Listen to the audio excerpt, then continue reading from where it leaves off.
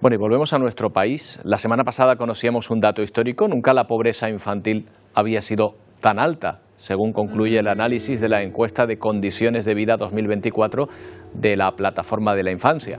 Los niños o adolescentes con carencia o recursos materiales básicos han aumentado casi un 11% en 2023. Estos son casi 5 puntos más respecto a años anteriores a la pandemia. Carencias que afectan a casi 867.000 jóvenes. Estos serían aproximadamente 1 de cada 10. Te vas a la cama sin cenar. Nos llaman muchísimo la atención estas cifras y queremos ahondar en ellas. Lo hacemos con Ricardo Ibarra, que es director de la Plataforma de la Infancia. ¿Qué tal, Ricardo? Buenos días. Hola, buenos días. Bueno, vamos a definir primero de qué estamos hablando cuando hablamos de pobreza infantil, de hambre, de falta de recursos básicos. ¿A quién consideran ustedes un niño o adolescente pobre? Bueno, el indicador de lo que es pobreza es un indicador europeo que marca Eurostat y que se aplica en todos los países de la Unión Europea. En ese sentido, como la pobreza es un fenómeno complejo, se mide en 3 cuestiones. Por un lado, los ingresos de los hogares. Si en ese hogar se recibe menos del 60% de la mediana de todos los ingresos, ese hogar estaría ya en posible riesgo de pobreza, sobre todo si todavía tiene menos ingresos. Si fuera el 40% hablamos de pobreza severa. Pero no medimos solamente eso, porque a veces los fenómenos son más complejos. Se mide también esas carencias materiales que puede tener ese niño o esa niña, y para ello hay 9 indicadores que, si se cumplen 4, ya entendemos que hay una carencia material, ¿no? Puede ser desde no tener un ordenador personal, desde no poder irse de vacaciones una semana, pero también cuestiones como no poder comer carne o pescado cada 2 días o no poder tener la temperatura adecuada en el hogar. Así hasta 9 cuestiones que se analizan, y si se dan 4 estaríamos dentro de ese posible riesgo de pobreza o exclusión social. Y una última cuestión, que es el empleo en el hogar. Si las personas adultas que están entre 18 y 65 años que pudieran trabajar no lo han hecho más del 20% del tiempo del año pasado, también ese riesgo de pobreza existe, porque lógicamente esa posibilidad de exclusión social se está generando. Con esos 3 indicadores es con lo que se estima el porcentaje de niños y niñas que están en riesgo de pobreza o exclusión social en nuestro país. Claro, de entrada cuesta entender que aumente la pobreza infantil en un entorno económico al alza, al menos macroeconómicamente, pero con lo que nos ha contado usted, Ricardo, claro, en un periodo inflacionista como el que hemos tenido, es muy fácil entrar en esos rankings, tanto de porcentaje, de salario, como de acceso a determinados productos, ¿no?, que suben de precio sin parar. Claro, lo que nos encontramos en España sobre todo es que es una cuestión no actual, sino que ya es histórica.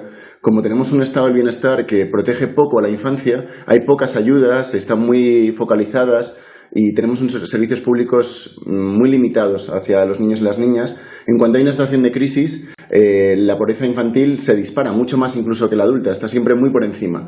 Los hogares, cuantos más niños tienen, más dificultades tienen. Y esto no pasa en otros países europeos, donde a lo mejor hay una garantía de tener una escuela infantil, de tener cubiertos ciertos gastos como el oculista, el dentista, ayudas directas a las familias con niños o el comedor escolar, que hacen que, aunque la pobreza pueda aumentar en general en la población, no lo hace tanto en los niños y las niñas como pasa en nuestro país, donde se dispara muy por encima de cualquier otro grupo de edad. Ricardo, usted me va a aclarar una cuestión que nos afecta directamente aquí a las islas, porque España encabeza este ranking de pobreza a nivel europeo, y dentro de España Canarias está a la cabeza. Esto quiere decir que Canarias está, digamos, a la cabeza de pobreza infantil en toda Europa.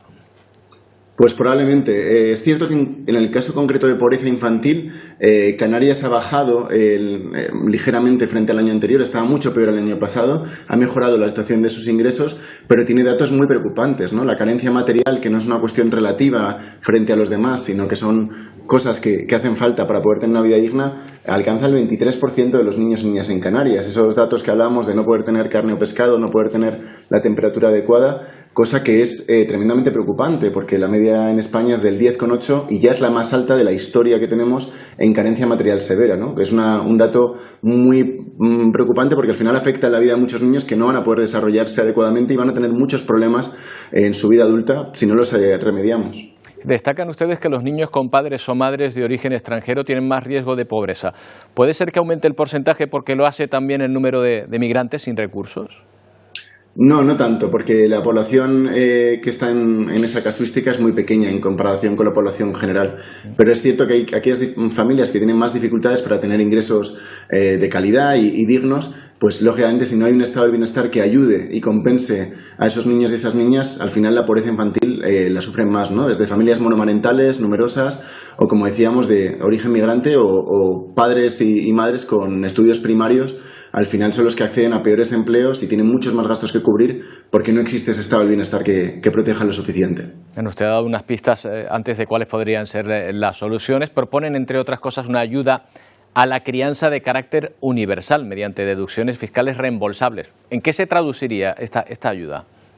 Bueno, en España ya ayudamos a las familias con niños que hacen la declaración de la renta. Tenemos una desgravación fiscal que cualquier familia que esté haciendo la declaración de la renta se puede beneficiar de ella. Pero estamos dejando fuera precisamente a los que más la necesitan, a los que no llegan a hacer la declaración de la renta, que son las familias más vulnerables y con más dificultades porque no tienen suficientes ingresos. Lo que estamos planteando es que puedan también beneficiarse esas familias a través de un impuesto negativo, que sería básicamente que cada mes ellos recibirían una prestación directa y que luego al finalizar el año y tener que pudieran hacer la renta, tendrían que a lo mejor quedarse con ese beneficio, o a lo mejor si han recibido más ingresos, pues tener que devolverla, ¿no? Como funciona otro tipo de prestaciones o deducciones fiscales, como puede ser la prestación de madre trabajadora, que es muy parecida, en la que se percibe una renta cada mes por el niño, en este caso son 100 euros, y al finalizar el periodo fiscal y cuando uno tiene que hacer la renta, pues aquellas familias que no lo necesitan pues pagarán más impuestos, y aquellos que sí que lo han necesitado, pues por suerte se beneficiarán de esta ayuda, y sobre todo los niños, que son los que van a ver mejorada su situación. Desde luego, pues ahí está ese mapa de la pobreza infantil en nuestro país y particularmente hoy nos lo ha permitido Ricardo en nuestra región, aquí en Canarias. Gracias por habernos atendido. Un saludo, muchas gracias.